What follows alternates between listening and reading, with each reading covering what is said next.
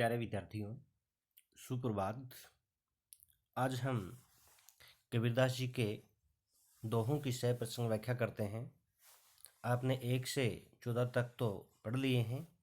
आज हमारा 15वां है। यहू तन जालो मसी करूँ। जो विरहिणी आत्मा है वह अपने परमात्मा से को पुकारती है। विरह के कारण वो कहती है, तन तन होता है शरीर, जालो जालो होता है जालना, मसी होता है राख, ज्यों धुआं जाई सर्गी, सर्गी होता है सवरग, मति मति का अर्थ होता है शायद, मति का अर्थ होता है शायद, बरसी बुझावे आगी, बरसी मने बरसना, बरसना वर्षा जल, अगी अगी होता है आग। इस दोहे की या सांख्य की व्याख्या इस प्रकार से करोगे। अपने प्रसंग पहले की तरह लिखना है। केवल जो विरहिणी आत्मा है वह परमात्मा से मिलने की कामना में अपने शरीर को जलाना चाहती है। विरहिणी आत्मा यहू तन जालो मसी करू, जो धुआं जाई सरगी, मति वे राम दया करई, बरसी बुझावे अग्गी। क्या कहते हैं? जो विरहिणी आत्मा विरह से दुखी होकर के कहती है कि मैं अपने इस शरीर को जलाकर राख करना चाहती हूँ। इस तरह मेरे शरीर के जलने से जो निकलने वाला धुआं है जब स्वर्ग तक जाएगा तो संभव है उसे देखकर परमात्मा मुझ पर अपनी कृपा कर दें, कृपा वर्षा कर दें और अपने प्रेम की वर्षा करके मेरे शरीर की आग को बुझा दे। इसमें जो भावार्थ निकलेगा, भावार्थ में केवल यही लिखना है कि जो विरहिणी आत्मा है वह परमात्मा से मिलने के लिए अपने शरीर को भी जलाना चाहती है। भाषा सहज एवं सरल है, प्रसाद गुण है, तत्सम तत्व शब्दावली का प्रयोग है, वर्णात्मक शैली है, दोवा छंद है। जो 16वां है, बिरहा बिरहा जिनी कहो बिरहा है सुलितान, जिही घट बिरह ने संचरे सो घट सदा मसान। यहाँ पर जो बिरहा है वो विरह होता है। इसमें बिरहा बिरहा 2 बार आया है। दोनों बार आने के कारण इनके अलग अलग अर्थ है, तो ये यमक अलंकार बन जाता है। कहते हैं बिरहा, बिरहा होता है विरह, बिरहा बिरहा होता है बुरा, बिरह है सुल्तान, सुल्तान होता है राजा, जिही घटी, जो घटी होता है घट होता है शरीर होता है, नए सचरे सचरे का उत्पन्न नहीं होता है, सो घट सदा मसान, मसान का अर्थ होता है शमशान भूमि जहाँ पर शांति रहती है। देखो इसकी व्याख्या इस प्रकार से आएगी, बिरह बिरहा जिन्हें कहो बिरह सुल्तान। क्या कहते हैं बिरहा जी? अगर जिसे हम विरह भावना को बुरा कहते हैं, अबे विरह है बहुत बुरा है, बहुत बुरा है, कहते हैं विरह बुरा नहीं कहना चाहिए, विरह बुरा नहीं होता। विरह भावना तो राजा के समान है, विरह भावना तो राजा के समान समान होती है। वास्तविकता तो यह है कि जिही घट घटी विरह ने संचरे सो घट सदा मसान। कहते जिस हृदय में यह भावना विराजमान नहीं होती, विरह का संचार नहीं होता, वह हृदय तो शमशान की भांति शून्य और भयप्रद होता है। अंसलियाँ झाई पड़ी पंथ निहारी निहारी, जेबड़ियाँ छाला पड़ा राम पुकारी पुकारी। जो विरहिणी आत्मा है वह अपने परमात्मा से कहती हैं, अंसड़ियाँ आंखों में झाई पड़ी, झाई पड़ना झाले ही पड़ गई हैं, दिखाई देना बंद हो गया है। पंथ निहारी निहारी, जो निहारी निहारी है यहाँ पर पुनरुक्ति प्रकाश अलंकार है, पुकारी पुकारी है यहाँ पर पुनरुक्ति प्रकाश अलंकार है। देखो विरहिणी आत्मा कहती है कि परमात्मा का रास्ता देखते देखते मेरी आंखों की दृष्टि कमजोर हो गई है, जाले पड़ गए हैं, और जेबड़ियाँ छाला पड़ा राम पुकारे पुकारे, और मेरी जीभ के ऊपर भी छाले पड़ गए हैं राम का नाम पुकारते पुकारते, परंतु परमात्मा का मिलन अभी तक नहीं हुआ है। इस तन का दीवा करऊ, बाती में लो जीव, लोही सींचो तेल जू, कब मुख देखो पीऊ। ये थोड़ा सा अलग है। दीवा, दीवा दीवा होता है आपको पता है दीपक। बाती मेला जीव, जीव होता है प्राण। लोही, लोही का होता है रक्त या खून। देखो, देखो ना, देखूं, पीऊ, पीऊ होता है परमात्मा। देखो इस साखी में जो विरणी आत्मा है वह व्याकुल होकर के, दुखी होकर के अपने परमात्मा से कहती है इस तन का दीवा करो बाती मेले जो। कहती है वह अपने शरीर को दीपक बनाकर उसमें प्राण रूपी बाती लगाना चाहती है, तथा लोई सुचु तेल जो, और इस दीपक में अपने रक्त रूपी तेल से सींचना इसे चाहती है, अर्थात इस दीपक में अपने रक्त रूपी तेल डालना चाहती है। कहते हैं कब मुख देखो पीऊ, कहती संभव है ऐसा करने से अपने प्रियतम में परमात्मा का दर्शन करना मुझे सुलभ हो जाएगा, आसान हो जाएगा। हंसी हंसी कत न पाया जिनी पाया तिन्ही रोई, जो हंसे ही हरी मिले तो नहीं दुहागिन कोई। देखो कितना अच्छा है। हंसी हंसी, हंसते हंसते, सरलता से, आसानी से। कंत न पाइए, कंत कंत होता है प्रिय परमात्मा, जिन्हें जिसने भी, कहते हैं तिनी वही, हंसे हंसते हुए दुहागिन दुर्भाग्यशाली। क्या कहते हैं, हंसी हंसी कत न पाए जिनी पाया तिनी रोई, जो हंसी हरी मिले तो नहीं दुहागिन कोई। कबीर जी कहते हैं कि ईश्वर की प्राप्ति करना कोई हंसी खेल नहीं, अर्थात सरल कार्य नहीं है। यदि किसी ने सरलतापूर्वक ईश्वर को प्राप्त कर भी लिया है तो उसे अंत में रोना ही पड़ता है, अर्थात दुखी होना पड़ता है। क्योंकि यदि किसी को हंसते हंसते ईश्वर की प्राप्ति हो जाती है तो इस संसार में कोई भी जीवात्मा दुर्भाग्यशाली नहीं होती। भाव यह है कि परमात्मा की प्राप्ति करना बड़ा ही कठिन कार्य है। परब्रह्मा के तेज का कैसा है अनुमान, कहीं भी कुछ शोभा नहीं देखी प्रमाण। देखो परब्रह्मा ईश्वर, तेज, तेज होता है उसका प्रकाश, उसकी ज्योति। कैसा है उन्मान, उन्मान अनुमान, कहीं भी कोई शोभा नहीं देखे ही प्रमाण। यहाँ पर कबीरदास जी कहते हैं कि परब्रह्मा अर्थात जो परमात्मा के जो अलौकिक प्रकाश का कोई अनुमान नहीं लगाया जा सकता, क्योंकि उसकी अलौकिक ज्योति तो अनुमान से परे है। उसकी शोभा, अबे उसके प्रकाश की जो शोभा है वो कहने की वस्तु नहीं है, अपितु उसकी ज्योति तो देखने से ही प्रमाणित होती है।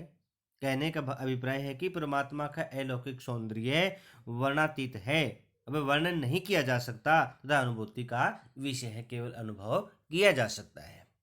पानी ते हिम बया, हिम हवई गया बिलाई, जो कुछ था सोई भया अब कछु कह न जाई। देखो पानी से ही हिम भया, अभी बर्फ बनती है। हिम गया बिलाई, इसमें कहने की बात क्या है कि जो पानी होता है,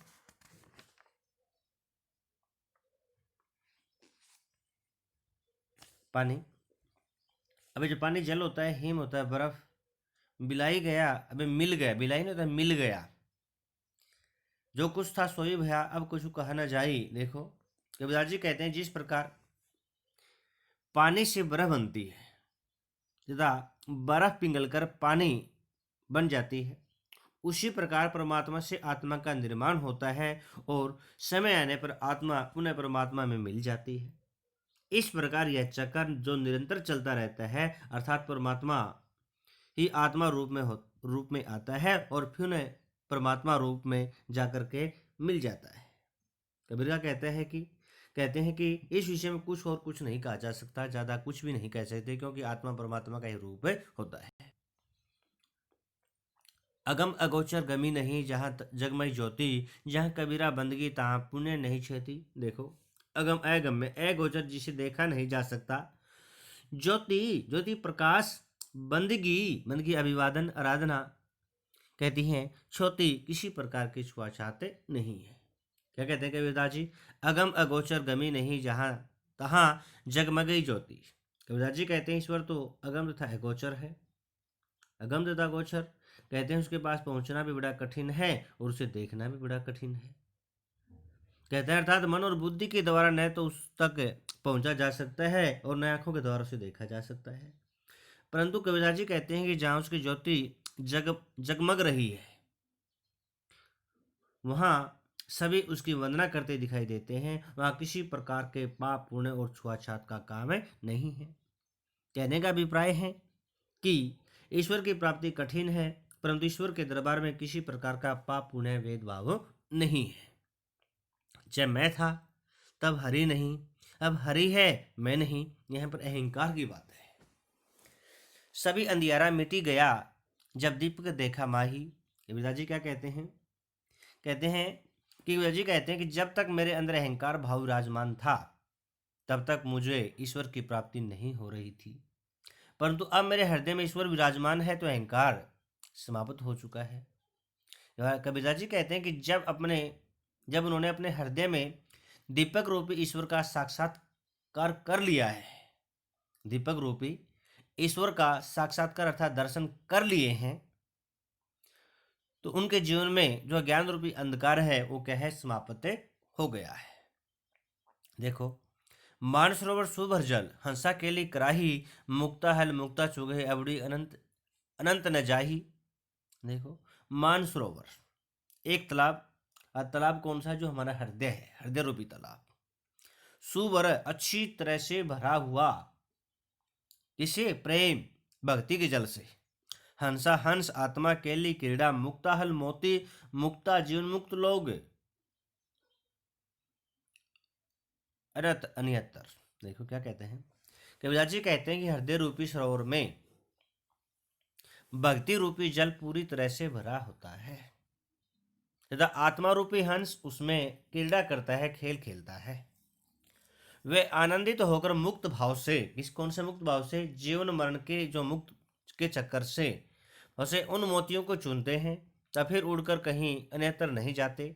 कहने का भाव है कि साधक परमात्मा के नाम में डूब जाता है, वह सांसारिक विषय वासनाओं को त्याग कर भक्ति भाव में लीन रहना चाहता है, क्योंकि उसे ईश्वर की भक्ति में ही परम आनंद की प्राप्ति होती है। नैना अंतरी आवतू चूँ हो नैन जपेऊँ, ना ओ देखूं ना औ देखूं और को ना तुझ देखन देऊं। देखो, जो विरणी है वह क्या कहती है? कबीरदास जी से कहती है कि हे ईश्वर, आप एक बार मेरी आंखों के भीतर आ जाओ। आप जैसी मेरी आंखों के भीतर आओगे वैसी ही मैं अपनी आंखें बंद कर लूंगी। मेरी आंखों में बस जाने के बाद न तो मैं किसी और को देखूंगा और न ही किसी अन्य को देखने दूंगी। कहने की बात क्या है कि जो एक बार मुझे परमात्मा के दर्शन हो जाते हैं तो जो अन्य देवी देवता है, कहती न तो मैं उनको देखूंगी और न किसी को देखने दूंगी। देखो, कबीर रेख संदूर की काजल दिया न जाए, नैनो रमिया रमी रहा दूजा कहाँ समाए। कबीरदास जी क्या कहते हैं? यहाँ पर कबीरदास जी ने बड़े सुंदर भाव से जो विरणी आत्मा है जब परमात्मा के दर्शन कर लेती है तो उसके बारे में कहते हैं। देखो क्या कहते हैं? कहते हैं कबीर रेख संदूर की काजल दिया न जाए। कबीरदास जी कहते हैं कि जिस प्रकार पतिव्रता स्त्री अपने मांग में सिंदूर लगाती है उसमें काजल नहीं लगाती, उसी प्रकार नैनो रमया रमी रहा दूजा का समाई, उसी प्रकार भगत की जिन आंखों में ईश्वर का निवास होता है उनमें किसी अन्य देवी देवता का निवास नहीं हो सकता। यहाँ कवि ने ईश्वर को सिंदूर व अन्य देवी देवताओं को काजल कहा है। कबीर कुत्ता राम का मोतिया मेरा नाऊ, गले राम की जेवड़े जित खेते तित खेचे तित जाऊं। कबीरदास जी कहते हैं, यहाँ पर दास्य भक्ति है। कहता है कि मैं तो ईश्वर का कुत्ता हूं तथा मेरा नाम मोती है। मेरे गले में भगवान ने अपने प्रेम की रस्सी डाली हुई है, वह जिस तरह भी मुझे खींचते हैं मैं उसी तरफ चला जाता हूँ। कहने का भाव यह है कि ईश्वर का संबंध सेवक और स्वामी का है। ईश्वर हमारा स्वामी है, हम उसके सेवक हैं। स्वामी सेवक को जैसे करने को कहता है सेवक वैसा ही करता है। उस समर्थ कहते हैं समर्थ का दास हो कदे न होई आकाज, पतिव्रता नांगी रहे तो उसी पुरुष को लाज। कहते हैं जी कहते हैं कि मैं तो कि परमात्मा जो सबसे समर्थ है, कहते कबीरदास जी कहते हैं कि मैं तो उस परमात्मा का दास हूँ जो सबसे शक्तिशाली है, जो हर वस्तु में समर्थ है। कहते हैं उसका दास बन जाने के बाद उसके दास की कभी भी कोई हानि नहीं होती, कभी बुरा नहीं होता। जिस प्रकार पत्नी के नग्न रहने पर उसके स्वामी को ही लज्जा का अनुभव होता है, शर्म आती है और वह अपनी पत्नी की नग्नता को ढकने का उपक्रम करता है, कार्य करता है। उसी प्रकार अपने दास के संकट में होने पर ईश्वर को ही लज्जा का अनुभव होता है और वह भी अपने दास का संकट दूर करने का प्रयत्न करता है, उपक्रम में करता है। बेटे आज इतना ही पढ़ते हैं, अपने घर पर इसको अच्छी प्रकार से पढ़ना है। अगर कोई समझ में नहीं आता तो आने वाले सोम और मंगल को आपने इसके बारे में पूछ लेना है।